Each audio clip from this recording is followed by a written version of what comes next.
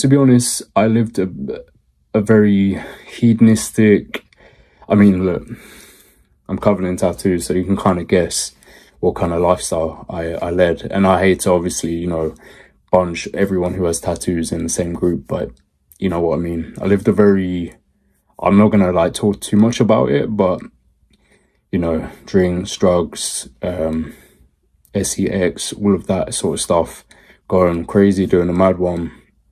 And I know I you know, it is a sin for me to admit all of this stuff for Allah, but you know, I just want to paint a picture, and I want you to know that, you know, if you're currently living that lifestyle, there is another way to go, the call to prayer, the adhan.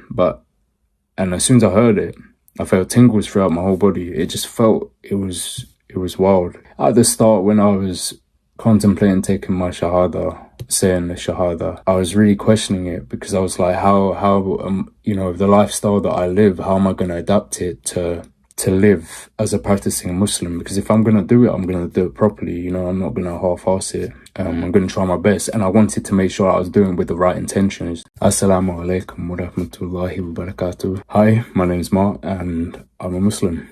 So I really just wanted to sit down, just a simple, pretty unedited video, and just explain my Revert story. You know, it's probably going to be somewhat similar to others, to be fair, but I know that a lot of people like to watch this, and to be honest, the main reason why I'm making it is for other people who were maybe in my situation. You know, you are open to the idea of reverting, you feel like maybe you want to, you are maybe currently learning about it, you have some friends who are Muslim, maybe you don't have any friends, and you just want to hear from a more relatable source of information, rather than a lot of reverts, or people who were thinking of reverting find it hard to relate to people who are born Muslim, and that's understandable. I was somewhat the same. You know, I grew up around quite a lot of Muslims, to be fair, so it wasn't as much of an issue, but I can understand where you come from. But anyway, I'm 25, I live in London, born and raised in London. In terms of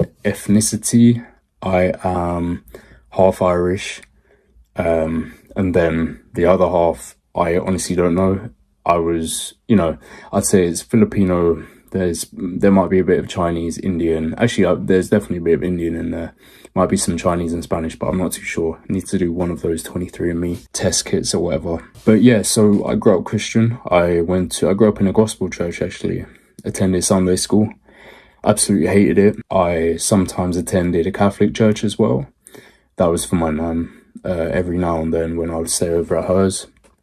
And I attended a Church of England's primary school. So my upbringing was very much focused on Christianity. And I would say, you know, having so much focus on it and not really understanding why am I doing, you know, this and that, I don't think that's the right way to do it. I think the best way to do it is by leading by example, and I didn't feel like I got that in Christianity at all. It didn't really make much sense to me. So as soon as I turned like 10, I think I had the opportunity to stop going to Sunday school, and obviously I took that, and I was basically an atheist for about over 10 years. And to be honest, I lived a very hedonistic, I mean, look, I'm covered in tattoos, so you can kind of guess what kind of lifestyle I led. And I hate to obviously, you know, bunch everyone who has tattoos in the same group, but you know what I mean. I lived a very, I'm not gonna like talk too much about it, but you know, drinks, drugs, sex, all of that sort of stuff, going crazy, doing a mad one. And I know I you know, it is a sin for me to admit all of this stuff for Allah, but you know, I just want to paint a picture, and I want you to know that, you know, if you're currently living that lifestyle, there is another way to go, for sure. So yeah, so I was early 20s, just living a crazy lifestyle, man. I took a trip to Portugal all by myself. I went and got this tattoo sleeve. I don't know why I've done this, to be honest, man. So yeah, I regret it a lot, obviously, but it's part of me now. I'm not obligated to remove my tattoos, which is good, because that would have cost me probably about £10,000. Anyway, I was in Portugal by myself getting a tattoo sleeve. I couldn't even feel the pain of the tattoo, right? Because I had something just completely wrong with my throat at the time. and it was just so painful, making my throat very, very tight. I couldn't even feel, my whole sleeve was done and I couldn't feel it. It wasn't painful because of this. I went to sleep, woke up early hours of the morning, and honestly, I almost died. Like I almost choked, and a certain series of events happened. I'll quickly try and wrap it up, but essentially, you know, I messaged my dad because I didn't know what to do. I'm in a foreign country. I never thought I'd have to call an ambulance or anything. It was 3 a.m. and he picked up. Like, he read the message and sent me the number instantly. And I look back at that moment, I'm like, that's so weird. Like, you know, obviously, alhamdulillah, like, that happened because I was in so much pain. I felt like I was trying to cry, but I couldn't cry, like, physically. And anyway, I called the ambulance, you know, ring, whatever. They took forever to answer because it was kind of in the middle of nowhere in Portugal. It was in Albufeira, if anyone knows that. But it was like, it was off season, so there wasn't any tourists there. It was like in October, no one's there. So I rang, they didn't pick up. I rang again, and they picked up, and they couldn't speak English. And I was like, at this point, my voice was just messed up. It sounded so funny. Like, looking back, it was just ridiculous. And I could barely breathe because of my throat. Like, the hole in my throat was probably like, can't even, it was like that, bruv. It was bad. And I had to search on Google Maps where I was, like the apartment I was staying at. That's another thing. I didn't stay in a hotel, so I couldn't get any help from like the lobby or whatever, reception. So trying to get them to come to the right place, they couldn't understand what I was saying. And each time that I was saying it, my throat was getting tighter and tighter. And, you know, I said it maybe 7, 8 times, and it got to a point where I was like, I physically, my throat just couldn't open enough to speak. And I was like, I got maybe one try left. And I said it. And the person on the other end was just like, oh. Anyway, they sent an ambulance, came, went to the hospital. You know, I had to have morphine, had to have penicillin, all injections straight into my bottom, in each cheek. But anyway, so that it just went straight into me so that I could actually recover. I was in so much pain, had to have an oxygen mask, and then they sent me home a couple hours later. I woke up the next morning, went to get all of my medication. There's like eight forms of medication, and it was right by the sea. And right after that, I walked all the way to the sea, well, the beach. I found a bench and I sat down, and I just looked into the sky, and I looked into the sea, and I was just like, I felt something. I know it sounds ridiculous. It honestly does. And to be honest, if I hadn't experienced that and someone told me the same story, I'd be thinking like, what are you on about? But it felt different. And ever since that moment, I genuinely thought there must be a higher power, because the events that happened that night, it was just too, like, my dad being awake at that time, he's never awake at that time, and instantly replying with exactly the information that I needed. The hospital not picking up first, and then finally picking up, and then not understanding exactly what I was saying. And then on my last breath, what it felt like my last breath, they understood. And then, you know, all of, yeah, it was just, alhamdulillah. But yeah, that next morning, I just knew there was a higher power. I just knew it. And I turned to Christianity. I turned back to Christianity because it's all that I knew. It's all that I knew. And even, I'm not even going to say it, but I got a certain tattoo, or like my friends will know, got a certain tattoo, and it's related to Christianity, which I need to get removed. But yeah, so then I explored that for a little bit. But once again, it just didn't make any sense to me. It just didn't. You know, the whole, I'm not going to go into too much, but the whole, you know, 3 gods or like 3 forms of God and that kind of thing, and Jesus being God when, you know, obviously is a prophet, things along those lines, like, you know, the Bible not being written anywhere near the time of these events happening, and they were written by people who weren't even there. Things along those lines, there's a whole bunch. I'm not going to cover it all just out of respect for, you know, I have a lot of family members who are Christian as well, might watch this, so but yeah, so then at that point, you know, Islam made sense. And just a bit of background, I've always had Muslim friends. I just always thought like, that's, you know, that would never be for me. And then I met a guy called Fahim around the time actually that the whole thing happened. It's crazy thinking about it. Around the time that I was in Portugal, I came back and I just met a brother called Fahim. Still, he's one of my best friends. Like even now, just got married. Alhamdulillah. It was around the time of COVID. It was the restrictions were starting to ease, so we go on walks.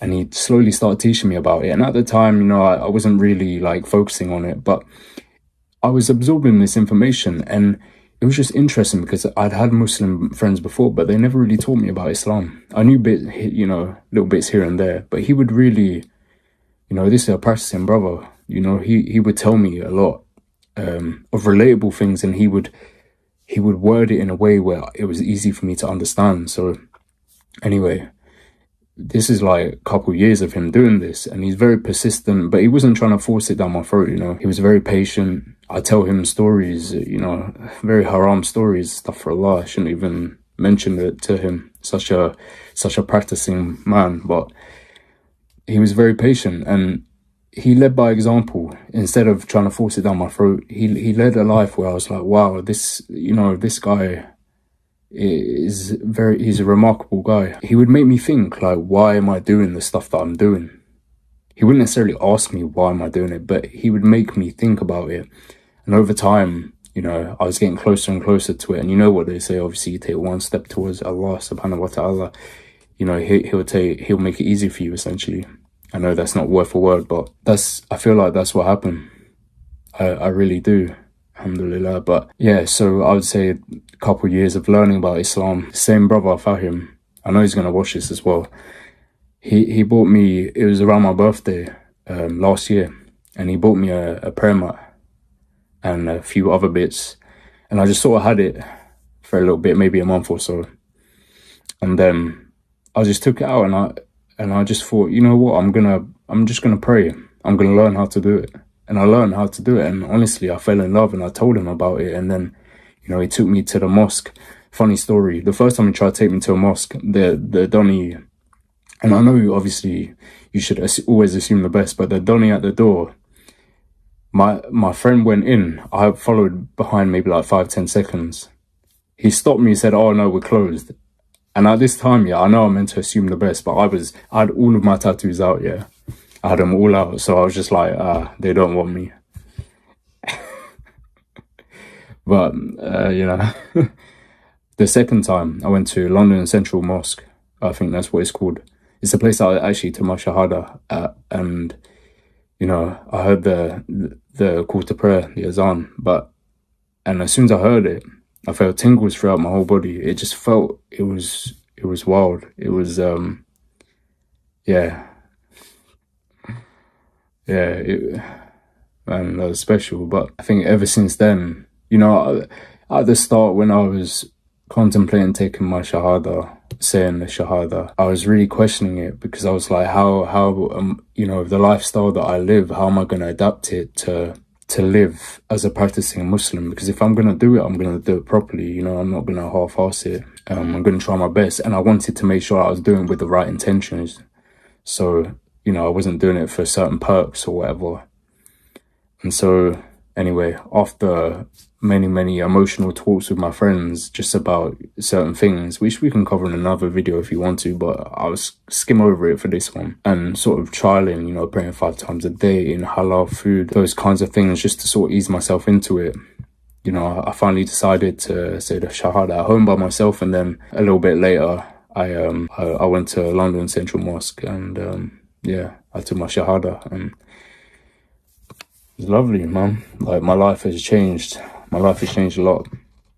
I now, you know, I work out every day. Well, I pray 5 times a day. I get up for Fajr, and right after that, I'm up, innit? I can't go back to sleep, so I'll just go straight to the gym. And that's the one thing, for those of you who are contemplating it, it will improve your life. It will give you some structure. It will give you some discipline. It will give you some purpose. I felt very purposeless. And, you know, at times I still feel like, oh, I should be doing this, I should be doing that. But it really enables you to, I heard someone say, I can't remember who said this, but a lot of these atheists or people in the West always say, you know, there is no God. Everyone has a God. Everyone has a God. Our God is, Allah subhanahu wa ta'ala. But the people's God in the West is social media, is, I don't know, fashion, is music, is the government, is whatever it is, drugs, alcohol, partying. They're all slaves to that. And why not be a slave, essentially, or submit to a God who actually created you and has given you this life? And that's what I really contemplated. I was just like, why am I going to keep partying, keep doing this and that, and doing all this haram stuff, and live a life where I feel purposeless, I feel lazy, I can't work out because I'm hungover, I act a fool when I'm drunk, all of these things. And now I live a good life, man. I really do. And for those of you who are contemplating it, if you're already contemplating it and you're watching this video, just take that as a sign. There's no compulsion, obviously. You don't have to do it. There's not gonna be anyone who's gonna force you to do it. But if you're already here, it's just a sign. Remember, take one step closer and he'll make it easier for you. Or easier, at least.